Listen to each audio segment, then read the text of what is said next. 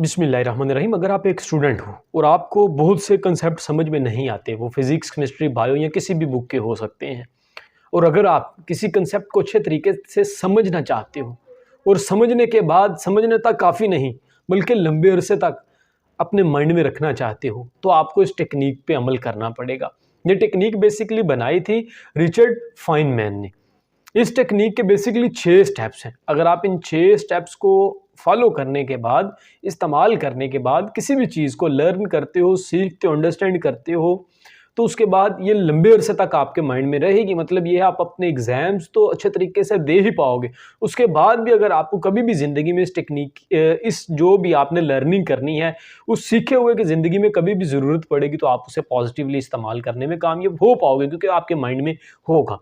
इस टेक्निक के अकॉर्डिंग सबसे पहला काम जो आपको करना पड़ेगा, आपको चूज़ करना पड़ेगा कंसेप्ट जिसको आप अंडरस्टैंड करना चाहते हो। आप उसे लिख लो, एक पेज पे लिख लो कि यार मुझे इस चीज़ के बारे में जानना है, मुझे इस कंसेप्ट के बारे में अंडरस्टैंडिंग लेनी है, समझना है। नंबर 1 थिंग कि उसे आपने चूज़ करना है। दूसरे नंबर पर आपने जो काम करना है, आपने लिखना है उसके नीचे कि आप ऑलरेडी उसके बारे में क्या जानते हैं। जो चीज़ें आपको उस कंसेप्ट के बारे में ऑलरेडी पता हैं, उनको आपने नीचे लिखते जाना है कि मुझे इस चीज़ के बारे में ये भी पता है, ये भी पता है, ये भी पता है। तीसरा काम जो करना है वो ये है कि आपने देखना है, आइडेंटिफाई करना है कि आपके कौन-कौन से एरियाज़ ऐसे हैं जो वीक हैं, जहाँ पे आपकी अंडरस्टैंडिंग लैक है। लैक अंडरस्टैंडिंग मतलब कम समझ है या नहीं समझ, उन एरियाज़ को आपने देखना है और लिखना है कि इन-इन चीज़ों की मुझे लगता है कि मुझे समझ नहीं। चौथा काम जो आपने करना है वो ये करना है, उस कंसेप्ट को किसी भी दूसरे दोस्त के साथ या इमेजिन कर लेना कि मेरे सामने कोई बच्चा बैठा है 5 साल का, 6 साल का, मतलब कि बेसिक लेवल का बच्चा है। मुझे उसे ये कंसेप्ट समझाना है, एक्सप्लेन करना है उसके सामने। अब उसे उसके सामने आपने ऐसे मतलब आपने एक एज़ अ टीचर खुद को लेके चलना है और समझना है कि मेरे सामने कोई स्टूडेंट अगर तो हो तो वेल एंड गुड, अगर नहीं तो आप कुछ भी इमेजिन कर सकते हैं। अपने सामने एक मोबाइल फ़ोन रखें, उससे स्टूडेंट समझ लें, बुक रखें, उसे समझ लें, किसी भी चीज़ को समझ के आप उसके सामने एक्सप्लेन करना शुरू कर दें, जो भी कंसेप्ट आपने अंडरस्टैंड किया है, जो भी आपने समझा है।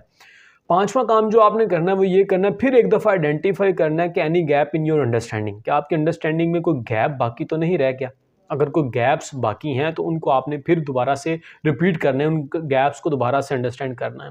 6 वाला जो स्टेप है वो ये है, repeat the process until you have a through understanding of the concept. जब तक आपको उस कंसेप्ट के अच्छे तरीके से अंडरस्टैंडिंग नहीं हो जाती, जब तक आपको अंदर से आए ना कि यार मुझे इस कंसेप्ट के बारे में 100% अब यकीन है कि मुझे इस चीज़ के बारे में समझ है। अब चाहे वो 5 साल का बच्चा है या 6 साल का बच्चा है, मैं उसे ये कंसेप्ट अच्छे तरीके से समझाने में कामयाब हो सकता हूँ, तब तक उसे रिपीट प्रोसेस को करते रहो। तो अगर आप इस टेक्निक को यूज़ करते हुए, इस मेथड को यूज़ करते हुए किसी भी कंसेप्ट को अंडरस्टैंड करते हो और उसके बाद इसको इस्तेमाल करते हुए किसी दूसरे बच्चे को या किसी को इमेजिन करके समझाना शुरू कर देते हो, तो याद रखिएगा कि ये कंसेप्ट आपके माइंड में तो अच्छे तरीके से बैठेगा और लंबे अरसे तक भी आपके माइंड में ये रहेगा। तो इस टेक्निक को लाज़मी यूज़ कीजिए।